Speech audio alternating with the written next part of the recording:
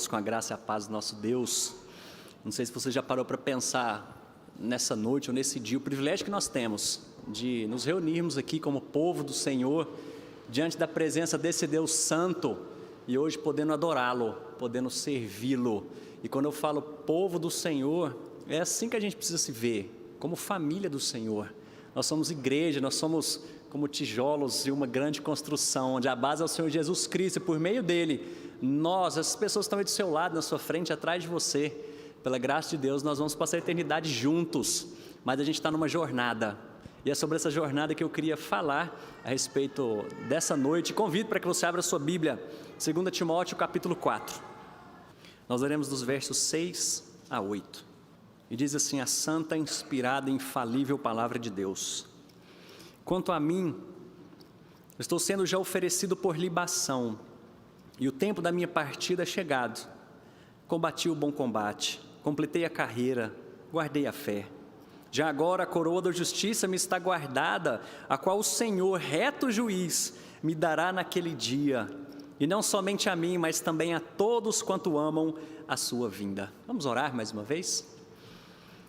Pai bendito, que grande privilégio que o Senhor nos dá, através de Cristo Jesus, de estarmos diante da Tua santa presença e podendo servi-lo. E é isso que nós queremos fazer aqui nessa noite, servir ao Senhor, através de cânticos, de orações, de leituras, e agora diante da exposição da Tua Sagrada Escritura, nós rogamos para que o Teu Santo Espírito continue a nos conduzir, nos dando entendimento, arraigando o nosso coração, firmados nas Tuas palavras. E ajuda-nos, ó Pai, para que nós possamos olhar para a nossa vida e repetir essas palavras de que temos combatido o bom combate, que temos caminhado a carreira, a nossa corrida, e que temos guardado a fé. Ajuda-nos, ó Pai, e nós oramos assim, confiados no nome santo do nosso Senhor e Salvador Jesus Cristo. Amém. Começar bem, de certa forma, é fácil, mas terminar bem é outra história. Se você quer começar uma dieta, isso é fácil, não é? Você precisa fazer só um propósito, segunda-feira, amanhã, vai começar uma dietinha aí. Agora, caminhar e ter isso a longo prazo é outra história. Se você tiver algumas resoluções na sua vida, como por exemplo, começar um exercício, uma academia, não é difícil, você consegue começar, mas ter resultados a longo prazo é outra história. Casar, de certa forma, não é difícil. Você precisa estar envolvido emocionalmente com alguém, ter uma certa quantidade de dinheiro ali para se sustentar, um certo sustento, mas agora viver isso até o final da sua vida é outra história, porque diante das dificuldades, das lutas, das adaptações, é que a gente vai ver se realmente nós conseguimos acabar bem aquilo que nós começamos bem. E a nossa vida cristã, ela pode ser comparada a isso. Começar uma vida cristã, de certa forma, é fácil, porque quando nós olhamos que não depende absolutamente nada de nós, depende exclusivamente de Deus, dele derramar graça, nós cantamos sobre isso, desse favor dele olhar para nós, dele poder abrir, ele usando linguagem de abrir os olhos do nosso coração para que nós possamos vê-lo. Isso tem a ver com Jesus Cristo, não tem a ver com nada que eu e você fazemos ou deixamos de fazer, mas tem a ver exatamente com Ele. Começar uma vida cristã, de certa forma, é fácil, mas agora terminar essa carreira bem é outra história. E é exatamente isso que o apóstolo Paulo vem trazer para nós aqui, numa carta escrita para o jovem Timóteo, um pastor da igreja de Éfeso. E quando a gente olha para as circunstâncias da vida daquele homem, de poder falar exatamente essas palavras, a gente vê o peso que elas trazem, não só diante de Timóteo, mas para todos nós que fazemos parte do povo de Deus. Porque a ideia de escrever essa carta não é simplesmente, unicamente para Timóteo, que era um pastor, mas era para toda a igreja. Ele escreveu com o intuito de que toda a igreja pudesse conhecer o conteúdo dessa carta e viver de acordo com o que ele escreveu aqui. A parte difícil, quando a gente olha para tantas dificuldades, exatamente da nossa vida cristã, quando nós olhamos para o mundo e tudo que ele tem oferecido para tirar exatamente o nosso foco, a nossa atenção da nossa jornada, ou então, quem sabe, a nossa própria carne, que nos tenta a ponto de nos fazer exatamente cair diante dos desejos do nosso coração, ou talvez, quem sabe, nosso maior inimigo, maior conhecedor do coração humano depois de Deus, Satanás, que conhece todas as estratégias, ele sabe onde que ele pode nos tentar.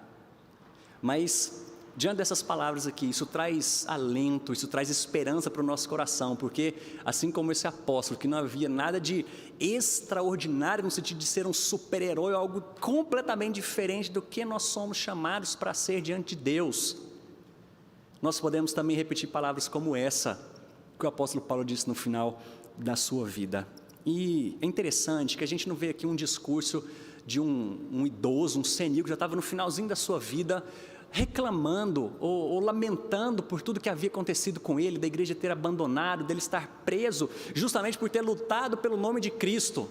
Mas ele se encontrava aqui agora numa masmorra, e essa masmorra, alguns estudiosos dizem que era como se fosse um buraco, que só tinha essa abertura de entrada, não tinha banheiro, não tinha janela, não tinha porta, mas ele estava simplesmente ali preso, por causa do evangelho, aguardando a sentença da sua decapitação. Mas então ele escreve essas palavras para Timóteo para poder animá-lo, porque ele diz: Timóteo, eu já completei a carreira, eu terminei a corrida, mas você ainda está no meio dela, você precisa ser forte, você precisa estar bem com o Senhor, para que você também possa ser capaz de repetir palavras assim como essa. Mas a gente precisa olhar um pouquinho antes para poder entender por que Paulo usa esse seu próprio exemplo diante dessa história da jornada cristã. E se você está com sua Bíblia aberta, volta por favor aí em 2 Timóteo capítulo 3, versículo 16. Eu quero te mostrar a construção do pensamento de Paulo até chegar nesse ponto aqui para usar o seu próprio exemplo. 2 Timóteo 3,16, quando ele diz assim: toda a escritura é inspirada por Deus e útil para o ensino, para a repreensão, para a correção, para a educação na justiça, a fim de que todo homem de Deus seja perfeito, maduro e perfeitamente habilitado para toda boa obra. Ele começa mostrando para Timóteo que, relembrando, na verdade, o que é a palavra de Deus. Está dizendo toda a escritura é inspirada. Tudo isso que nós pregamos, tudo isso que nós falamos, tudo isso que nós aprendemos e passamos, isso é inspirado por Deus. Não tem nada a ver que nós inventamos, não tem a ver com fábulas, sonhos, coisas que nós mirabolosamente planejamos na nossa mente, estamos falando. Ele falou: a palavra de Deus é inspirada. E olha só a grande utilidade que tem, Timóteo. E aí ele continua então no capítulo 4: conjuro-te perante Deus e Cristo Jesus, versículo 2, prega a palavra, insta, quer seja oportuno, quer não. Agora ele vai dizer, diante da utilidade da escritura, corrige, repreende, exorta com toda longanimidade e doutrina. Porque vai chegar o tempo, Timóteo, que as pessoas não conseguirão ouvir essas sãs palavras. Eles vão sentir como coceiras nos ouvidos, e os pregadores vão ser tentados a falar coisas que os ouvintes querem ouvir, e não simplesmente a palavra de Deus. Mas entenda que essa palavra é inspirada. Isso aqui é palavra de Deus, infalível. Isso aqui foi o próprio Deus se revelando a nós, e por isso, Timóteo, prega essa palavra, porque nós sabemos que ela é verdade, e é verdade para todo ser humano, e ela é útil para repreender, para exortar, para animar, para falar tudo isso. E ele está dizendo aqui, a ideia de que era oportuno ou não é simplesmente a ideia de ser inoportuno ao pregar o evangelho, mas ele está trazendo um senso de urgência, porque está vendo? Então tem pessoas que não vão suportar ouvir isso. Portanto, Timóteo, prega essa palavra. Olha a urgência disso. Tem gente que não conhece e precisa do Salvador, tem gente que precisa ser liberta da escravidão dos pecados. Prega a palavra. Ele não está simplesmente falando para Timóteo aqui não ter bom senso. Falou: Timóteo, onde você estiver, ela prega a palavra. Se você tiver inconveniente, seja inconveniente se precisar. Ele não está falando isso, não. Ele está dizendo a urgência de poder pregar o evangelho. Portanto, ele está dizendo aqui, quer insta, oportuno ou não, prega. E aí depois ele vai dizer o versículo 5, um contraste com essas pessoas que não conseguem ouvir o verdadeiro evangelho. Ele diz: tu, porém, sê sóbrio em todas as coisas, suporta as aflições, faz o trabalho de um evangelista, cumpre cabalmente o teu ministério. Então nós entramos no nosso texto aqui, onde ele diz, versículo 6, quanto a mim. Quando a gente olha de uma expressão mais literal, a tradução que nós temos aqui não é simplesmente quanto a mim, mas tem um porquê envolvido aqui. Ele está dizendo: Timóteo, cumpre esse teu ministério aí, faz toda essa história que você foi chamado para fazer. Por quê? Quanto a mim, já completei a carreira. E ele vai então usar o seu próprio exemplo a respeito, e para ensinar Timóteo como terminar bem aquilo que foi iniciado pelo Senhor. E assim, nós também podemos aprender como terminar bem ou caminhar bem diante da nossa jornada. Em primeiro lugar, o que nós podemos ver aqui é que Paulo ensina e exorta para termos uma visão correta a respeito da vida e da morte. Para a gente correr bem a nossa carreira, a nossa jornada, nós precisamos ter uma visão correta a respeito da vida e da morte. Por que que Paulo nos ensina isso? Porque ele começa dizendo lá, depois desse quanto a mim, estou sendo já oferecido por libação, e o tempo da minha partida é chegado. São duas palavras aqui que nos chamam a atenção. A primeira delas é libação e o outro é partida. Essa libação é uma metáfora que foi retirada de um costume judaico-cristão. Isso é narrado lá em Êxodo 29, Números 28, onde era jogado uma porção de vinho como libação, oferta ao Senhor. Isso era jogado em cima do sacrifício, do animal que seria sacrificado. Alguns entendem que isso era jogado antes de queimar a oferta, e alguns entendem que era jogado depois. Mas independente dessa história, isso pode ser aplicado tanto na vida aqui de Paulo quanto na nossa, porque ele está dizendo, olha, a minha vida agora está chegando diante do sacrifício. E ele aponta, claro, para Jesus Cristo. Quando ele está tratando essa história aqui de libação, ele fala sobre isso em Filipenses capítulo 2, versículo 17, sobre a sua vida ser derramada em libação ao Senhor. Nós entendemos que era a sua vida derramada sobre o sacrifício de Jesus Cristo, a sua vida em sacrifício ao sacrifício. Ou se era a ideia final, que era jogada depois de queimar, Paulo está dizendo aqui, a minha vida agora está sendo como, é o sacrifício final que eu estou fazendo. Eu já estou chegando perto da minha morte, Timóteo, e aqui eu posso ver que a minha vida foi sacrifício ao Senhor. Talvez palavras que lancem luz diante disso daqui da libação, é Romanos 12, 1, que diz, portanto eu os exorto, irmãos, pela misericórdia de Deus, que apresenteis os seus corpos como sacrifício vivo, santo e agradável, aceitável ao Senhor, que é o seu culto racional, o culto que é aceitável ao Senhor. Portanto, que Paulo está dizendo aqui, ele enxergava a sua vida, ele já está falando, Timóteo, isso aqui é meu sacrifício final, mas afinal das contas, a minha vida inteira foi um sacrifício vivo ao Senhor. E é exatamente dessa maneira que Paulo via a sua vida, e ele aqui não estava reclamando, como eu disse antes, ele não estava protestando, falando para Timóteo, falou, está vendo, olha aqui Timóteo, o que adiantou? Ele simplesmente estava dizendo, Timóteo, alegra, se fortalece, eu estou passando o bastão para você, porque eu já estou chegando no sacrifício final. Afinal de contas, a minha vida inteira foi um sacrifício vivo ao Senhor. Mas ele continua dizendo então, na segunda palavra que nos chama a atenção, que é partida, é hora da minha partida. E essa palavra, ela se remete a algumas ilustrações aqui que eu gostaria de ler, e a primeira delas é usada para descrever a liberação de um animal, de um arado ou de uma carroça. A morte, portanto, significa o fim de nossos labores dessa vida. Ou então foi usado também para mostrar a questão de se afrouxar as amarras de um prisioneiro, a morte, a liberação das amarras desse corpo corruptível. Também era usado para afrouxar as cordas da tenda de um soldado. Significa que a guerra havia terminado, eles tinham ganhado a guerra e agora estavam voltando para casa. Portanto, a morte para um cristão é voltar para o seu lar. Mas ele também usa a ideia final aqui de afrouxar as cordas da amarração de um navio. Na morte, nosso navio terrestre deixa as margens dessa terra tempestuosa e chega sempre ao calmo porto do céu. Se nós temos uma visão como essa de partida da nossa morte, vai ser mais fácil entender porque que Paulo está dizendo que para o viver é Cristo e o morrer, lucro. Ele diz, eu já não sei mais o que eu desejo, porque eu sei que eu preciso estar aqui, mas estar com o Senhor é muito melhor. Portanto, a ideia que nós temos aqui de poder caminhar bem a nossa jornada, ou talvez terminar a nossa jornada cristã bem, poder repetir palavras como essa, é exatamente a gente poder ter uma visão correta a respeito da nossa vida, como um sacrifício vivo ao Senhor, e que a nossa morte é uma partida, porque nós estaremos retornando ao lar celestial. A Bíblia fala que nós somos peregrinos e forasteiros aqui nessa terra. E se a gente conseguir nos vir dessa forma, se virmos dessa forma, tanto nossa vida quanto a morte, bem provavelmente a gente vai terminar bem a nossa jornada. John Piper tem um livro que chama Não Desperdice a Sua Vida, ou tem algumas edições que fala Não Jogue Fora a Sua Vida. E no primeiro capítulo ele conta 2 histórias lá, que são muito interessantes, que nos ajudam a perceber exatamente sobre isso daqui. A primeira delas é que ele fala que o seu pai, o pai de John Piper, também era pastor, e ele era menino quando esse episódio aconteceu, de um senhor que a igreja orava há várias décadas pela conversão desse senhor.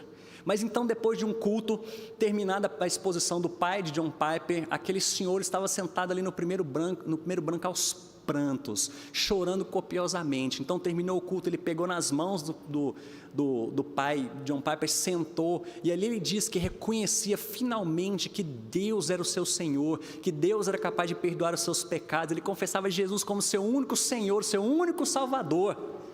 Mas depois de confessar aquilo e dizer que ele queria viver agora a sua vida inteiramente para o Senhor, ele não conseguia parar de chorar. E então ele conta que no final esse Senhor disse: eu desperdicei a minha vida, eu joguei fora toda a minha vida.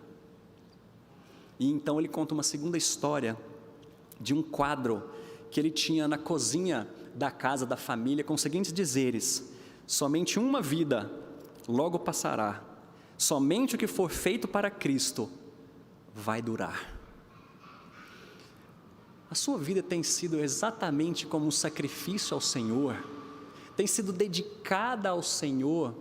Afinal de contas, você foi chamado exatamente para isso, para honrá-lo, para louvá-lo, para servi-lo.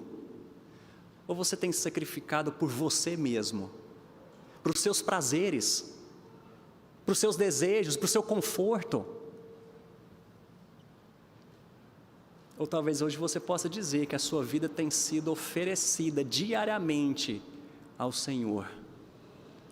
Nós precisamos ter uma visão correta a respeito do que Deus nos chamou para fazer. Mas não só isso, a gente precisa ver o que vem depois.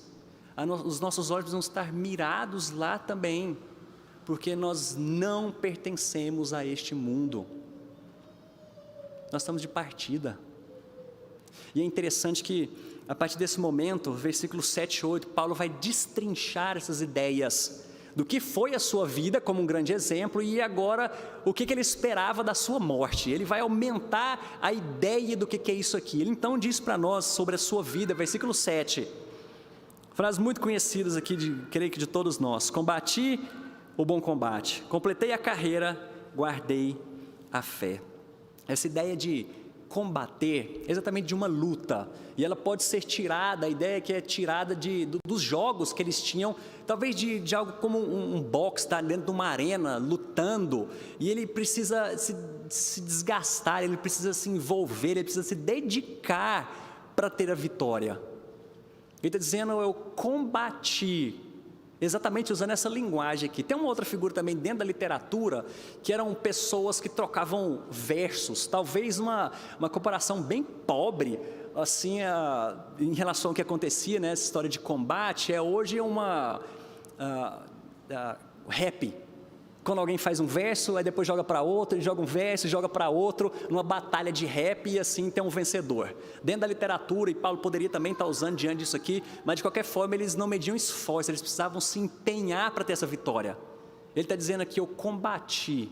Mas tem um detalhe, porque o fato interessante aqui não é simplesmente ele combater, porque tem um tipo de combate que ele combateu, é o bom combate. Para nós entendermos isso aqui, eu peço que você volte a sua Bíblia para 1 Timóteo capítulo 6, para nós entendermos o que é esse bom combate. 1 Timóteo 6,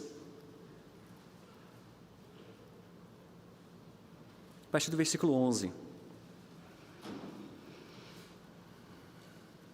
Paulo anteriormente que está alertando Timóteo, fala: cuidado com o amor às riquezas, o amor do dinheiro é a raiz de todos os males. Aí então diz, em contraponto a esse versículo 11: tu porém, ó homem de Deus, foge dessas coisas, antes segue a justiça, a piedade, a fé, o amor, a constância, a mansidão. Versículo 12: combate o bom combate da fé, toma posse da vida eterna, para a qual foste chamado, de que fizeste a boa confissão perante muitas testemunhas. O que é esse bom combate?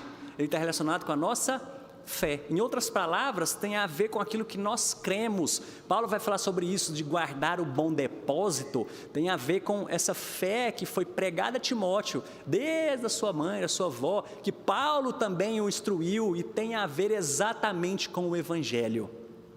Então esse bom combate que nós somos chamados a combater, tem a ver exclusivamente com a nossa fé, com o Evangelho. Não é à toa que ele vai dizer, guardei a fé.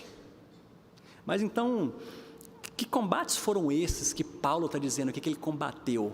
A gente pode olhar para toda a Escritura e, por exemplo, ele combateu contra a violência de judeus e pagãos, contra o judaísmo entre os gálatas, contra o fanatismo aos tessalonicenses, contra as contendas, fornicação e litígios entre os coríntios, contra o gnosticismo entre os efésios e colossenses e contra a própria lei do pecado da morte que operava em seu próprio corpo. Esse era o bom combate que Paulo está falando aqui. E por que ele é considerado um bom combate? Quero usar aqui as palavras de J.C. Ryle, do seu livro Santidade. E ele diz assim, esse é um bom combate porque está sobre as ordens do melhor dos generais, que é Jesus Cristo. Porque ele é realizado com a melhor das ajudas, que é o Espírito Santo. Porque ele é baseado nas melhores promessas, e ele vai falar daqui a pouco, nós vamos falar sobre isso, a coroa da justiça que está reservada, e porque ele é baseado nos melhores propósitos e resultados, porque em Deus nós somos mais que vencedores. Hoje você pode olhar para a sua vida e dizer que você tem lutado pela causa de Cristo? A sua grande luta hoje, o seu grande combate, o bom combate, tem a ver com a sua fé, tem a ver com aquilo que você professa. Esse é o grande ponto que ele quer dizer aqui para nós. Eu me lembro, quando eu estava iniciando no pastorado, eu me cheguei para um pastor muito experiente, muito sábio, muito capaz. Falei para ele, olha pastor, dá alguns conselhos aqui, né, para esse rapaz que está entrando agora aqui, jovem. O que o senhor falaria aí? Já tem muitos anos de jornada. E dentre alguns que ele me falou, o que mais chamou a atenção, e hoje isso martela muito na minha mente, é exatamente sobre isso. Ele falou, Gustavo, saiba quais as lutas que você vai lutar.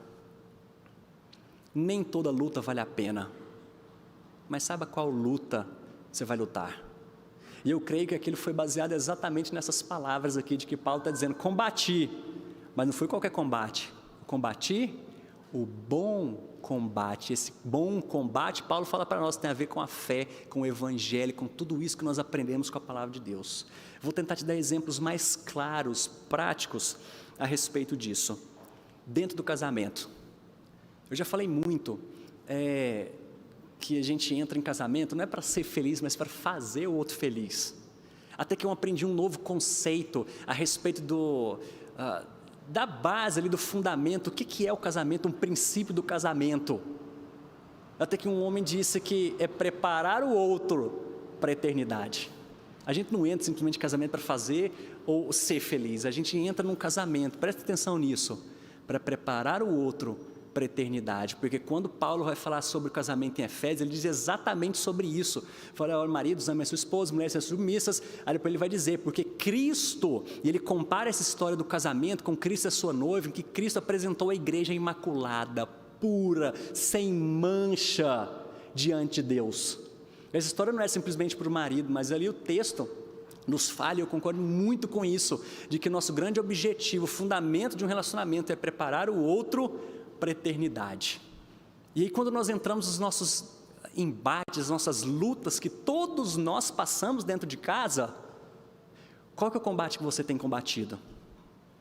É contra pecado? É preparando outra pessoa para a eternidade? É o combate da fé? Ou você tem combatido o seu ego? Aliás, combatido não, né? Ou você tem alimentado o seu ego, o seu egoísmo? É você que tem a última palavra, ter razão em todas as coisas. Esse é o bom combate que você foi chamado para combater? No seu trabalho, por exemplo, qual que é o seu bom combate? Você está fazendo tudo que você faz, é justamente para defender aquilo que Deus defende. Eu não estou falando simplesmente de que você tem que fazer uma devocional no seu trabalho, tem que sair fazendo um culto, não é exatamente isso não, porque tudo que você faz é culto ao Senhor, é um sacrifício vivo ao Senhor. É esse o bom combate que você tem combatido? Mas ele continua aqui ainda dizendo que além de combater o bom combate, ele completou a carreira. Ele diz: eu não desisti da corrida. E esse é o ponto que ele está dizendo aqui, e o que lança luz para nós diante desse texto é Atos 20, 24, que diz: não considero a vida preciosa para mim mesmo, contanto que complete a minha carreira e o ministério que recebi do Senhor Jesus para testemunhar o evangelho da graça de Deus. Nós lemos sobre isso aqui também no texto aos Hebreus, no começo aqui do nosso culto. O que era essa corrida, a carreira que ele está dizendo aqui? É uma corrida, uma jornada. Ele falou: eu completei essa jornada. Que jornada é essa? Atos vai falar para nós: é a jornada de testemunhar e pregar o evangelho, de viver isso todos os dias. Tem a ver com lutar o bom combate, mas tem a ver com essa jornada que nós temos de poder apresentar o evangelho da graça de Deus. E é interessante que esse texto aqui não diz que Paulo terminou em primeiro lugar. Está falando: Timóteo, que eu bati o bom combate, eu completei a carreira, terminei a corrida, passei na faixa em primeiro lugar. Ele simplesmente diz: completei a carreira. A gente vai ver isso tem implicação para a nossa vida.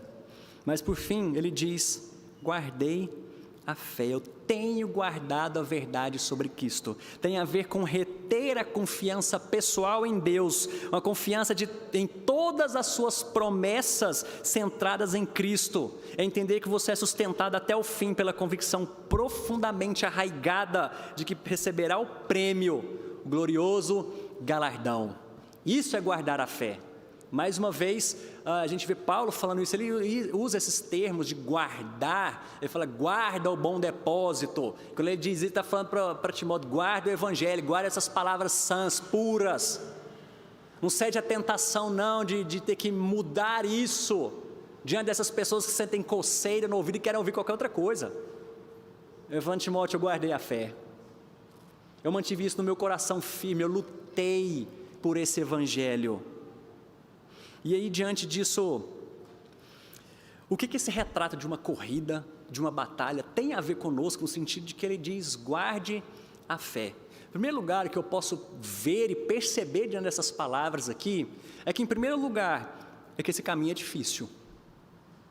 Quando ele usa essa batalha de combater o bom combate, ele está falando aqui de uma arena em que as pessoas lutavam, degladiavam. Imagine alguém entrando num ringue para lutar boxe. Ele leva uns socos, ele leva umas pancadas ali, ele não sai ileso de dentro daquilo. E quando ele usa essa figura aqui, ele está falando: gente, essa caminhada não é fácil mesmo não, mas eu combati. E quando a gente olha para os nossos grandes inimigos, o grande inimigo da fé, quem é que tenta nos derrubar nessa jornada? A gente pode voltar para essas histórias que a Bíblia fala sobre o mundo, a carne e o diabo. É o mundo oferecendo sempre aquilo para exatamente tirar o nosso foco a respeito de quem é Jesus. É de construir ídolos na nossa vida, de fazer com que eu seja muito mais importante do que o que Deus tem para a nossa vida. É a nossa luta contra esses desejos desenfreados do coração. É essa luta que Satanás sempre coloca diante de nós exatamente para isso, para tirar o nosso foco lá daquela coroa que está reservada. É para tirar o foco daquilo que nós somos chamados a ser diante de Deus todos os dias da nossa vida. Essa jornada não é fácil, mas ele está usando a linguagem aqui também de uma corrida, e não é à toa. Diz uma lenda, né, que surgiu o termo maratona, porque era uma luta entre os gregos e persas, e a Grécia venceu. Então um rapaz saiu correndo para avisar, de volta para casa para avisar. Ele correu um tanto lá e chegou, contou a história e caiu morto de exaustão. E ele percorreu lá da cidade de Maratona até o lar deles lá, e aí, por causa da distância, tomou essa palavra aí de maratona. Depois foi adaptada lá para os 42 quilômetros. Eu nunca corri uma maratona. O máximo que eu consegui foram 10 quilômetros. Fui inventar uma vez de correr a mini maratona de Goiânia. Já faz um tempo. E eu nunca, até o dia da corrida, nunca tinha corrido 10 quilômetros. E foi correr no dia da corrida, 10 quilômetros. Não foi à toa que eu cheguei depois lá exausto e caí num gramado lá com a sensação que eu ia desmaiar. Se 10 quilômetros for difícil, imagine para quem corre 42, que é uma maratona. Isso é preciso perseverança. E é isso que o texto está nos ensinando aqui. Gente, essa luta eu sei que ela é difícil, mas é preciso perseverança. A Bíblia fala muito a respeito de perseverança. Paulo vai falar sobre isso. Os evangelhos falam sobre isso. Apocalipse fala muito sobre isso. Seja fiel até a morte, eu darei você a coroa da vida. Ao que vencer, darei de comer a árvore da vida que está no paraíso de Deus. Paulo vai falar sobre isso em Colossenses. 2 Timóteo, voltando um pouquinho aqui, 2,12 diz: se perseverarmos com Ele também, reinaremos com Ele. Você não pode desistir no meio da corrida. Essa jornada da fé, ela precisa de perseverança. Mas só que tem uma história muito boa aqui, em tudo isso. Porque não é só o lado negativo. Ele simplesmente fala, é difícil, né? Você corrida, você precisa de perseverança, eu sei que é complicado. Mas quando a gente olha para toda a Escritura, nós vamos ver quem habita em nós. Quem nos fortalece para essa batalha. Quem luta diante de nós. Mas não só isso, é aquele que disponibiliza uma armadura. E o próprio apóstolo Paulo vai falar sobre isso, a armadura de Deus. É isso que tem nos capacitado, é a nossa vida devotada a Ele. É a nossa vida próxima, é o buscar em primeiro lugar o reino e a justiça de Deus. E todas as outras coisas vos serão acrescentadas. É essa linguagem que ele usa aqui para nós.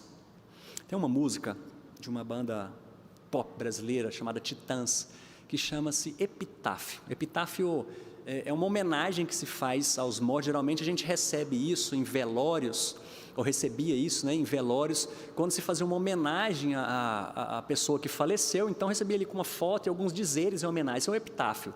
Mas essa banda resolveu escrever isso não de alguém escrevendo para um falecido, mas essa pessoa, uma pessoa escrevendo a respeito de si mesmo. E a letra diz assim: devia ter amado mais, ter chorado mais, ter visto o sol nascer. Devia ter arriscado mais, até errado mais, ter feito o que eu queria fazer. Queria ter aceitado as pessoas como elas são. Cada um sabe a alegria e a dor que traz no coração. Devia ter complicado menos, trabalhado menos, ter visto o sol se pôr. Devia ter me importado menos com problemas pequenos, ter morrido de amor. Queria ter aceitado a vida como ela é. A cada um cabe a alegria e a tristeza que vier. Mas diante ou entre essas letras aí, vem o refrão dessa música que mostra exatamente o desespero e a desilusão do ser humano diante de toda essa jornada, diante de toda essa batalha. Ele olha para trás e fala, e aí? Aí vem um refrão que diz: o acaso vai me proteger enquanto eu andar distraído. A gente sabe que para o cristão não existe acaso, mas existe aquele que está conosco todos os dias diante dessa batalha. Nós temos fé que Ele habita em nós, Ele que nos fortalece, Ele que nos capacita diante de tudo isso daqui. Mas se você fosse olhar para trás, talvez você escreveria dessa forma: deveria ter sido mais santo, deveria ter me dedicado mais ao Senhor, deveria ter combatido um bom combate, porque eu só tenho combatido combates inúteis, não tem relação nenhuma com o céu. Hoje você pode dizer exatamente isso daqui: tenho combatido o bom combate, eu tenho completado e tenho caminhado na jornada perseverante no Senhor, eu tenho guardado a fé. Por fim, Paulo nos mostra e abre a ideia de que ele trouxe antes a respeito da sua visão da morte. E ele então termina esse texto dizendo: já agora, olha só o grande motivador dele diante dessa visão que ele tinha da vida. Já agora, a coroa da justiça me está guardada. Essa coroa da justiça aqui, ela tem tanto um olhar para essa justiça no que nós vivemos de forma justa, e essa coroa talvez aponta aqui para um galardão, mas eu creio que ela aponta mais para um outro lado, que é a coroa da justiça que foi feita em Jesus Cristo, porque nós fomos feitos justiça nele, aquilo que nós não poderíamos pagar por causa dos nossos pecados, e Deus é santo, Ele não tolera pecado. Agora, diante dos nossos pecados, o preço precisava ser pago, mas Ele foi. Cristo satisfez a justiça de Deus naquela cruz. Por isso nós somos chamados de justificados. Então o ponto que ele está dizendo para nós aqui é: Timóteo, eu já completei, estou só esperando a sentença, mas agora a coroa da justiça me está guardada. Mas tem um detalhe lindíssimo nesse texto, porque ele fala: a qual o Senhor, reto juiz, me dará naquele dia. Sabe de quem que ele estava esperando receber essa coroa da justiça? Das mãos do Senhor Jesus Cristo, o reto juiz. E essa linguagem que Paulo usa aqui, não era de medo, porque ele é um reto juiz. Isso deveria causar temor no nosso coração. Tem gente que ousa dizer: ninguém pode me julgar, só Deus pode me julgar. Meu amigo, você não tem medo disso? De que o reto juiz vai te julgar? Aquele que não tolera pecado, aquele cujo filho suportou naquela cruz as dores da morte, para que hoje nós tivéssemos vida. Mas agora Paulo não entra com temor diante disso. E a palavra aqui que, um parênteses, com uma observação, que talvez tenha gente aqui que precisa temer esse reto juiz. Porque a ideia não é só você simplesmente confessar com os lábios, seu coração está longe do Senhor. Confessa Jesus, até vem aqui dominicalmente, mas a sua vida está longe de poder repetir palavras como essa. Talvez, se esse é o seu caso, você precisa temer esse reto juiz, porque todos nós prestaremos contas diante dele. Porém, a linguagem que Paulo está dizendo aqui: eu vou receber a coroa da justiça do meu reto juiz, o Senhor Jesus Cristo, porque ele satisfez essa justiça diante de Deus. E assim ele termina: e não somente a mim, mas também a todos quantos amam a sua vinda. Paulo viveu com os seus olhos naquele dia. É a terceira vez que ele repete nessa única carta aqui esse termo, naquele dia. O cristão vive a sua jornada olhando para aquele dia, no qual nós receberemos essa coroa da justiça. E eu queria terminar isso daqui lendo um trecho do texto de John Bunyan, do livro A Peregrina, que é a continuação do Peregrino. Ele diz assim: depois disso, noticiou-se que o Senhor valente pela verdade fora enviado a uma convocação, pelo mesmo que enviar os outros, e foi-lhe dado este recado para ele saber que a convocação era verdadeira, e se quebre o cântaro junto à fonte. Quando ele compreendeu o recado, chamou os seus amigos e falou-lhes a esse respeito. Então, ajuntou a todos e disse: estou indo para a casa de meu pai. E embora tenha chegado até aqui entre grandes dificuldades, agora não me arrependo de tudo quando tive que experimentar até chegar a esse ponto. Darei a minha espada àquele que me substitui na peregrinação, e darei a minha coragem e a minha habilidade àquele que puder obtê-las. Minhas cicatrizes e ferimentos levarei comigo, como testemunhas de que combati ao lado daquele que agora me recompensará. Chegado o dia em que ele teria que ir para o seu lar celestial, muitos o acompanharam até a beira do rio. E quando ia mergulhando, disse: ó morte, onde está a tua vitória?